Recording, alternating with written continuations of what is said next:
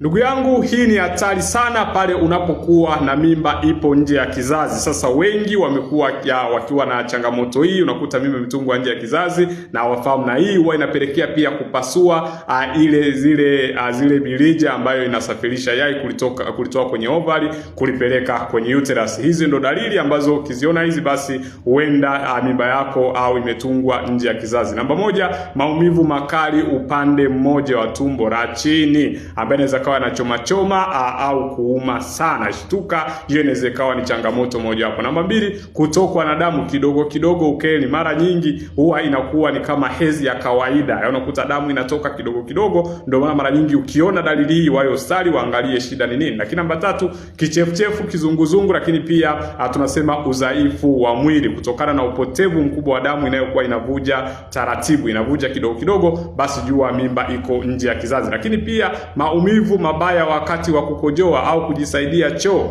Unapokuwa unapata maumivu kwa sababu ni pressure inakuwa imeongezeka, basi inaweza ikawa ni indication moja wapo ya kwamba mimba yako imetungwa nje ya kizazi. Lakini pia shinikizo au maumivu mabaya mabegani. Unapokuwa unapata changamoto mabegani, basi jua kwamba ni ishara ya kwamba damu imevuja nyingi ndani ya tumbo lako. Ukiona dalili hizi, shtuka, tuambie wewe ni dalili ipi ambayo uliona na ukagundua kwamba mimba imetungwa nje ya kizazi. Kama una changamoto ya kiafya, Dr. Jimmy yuko hapa kuhakikisha afya yako inaimarika. Karibu.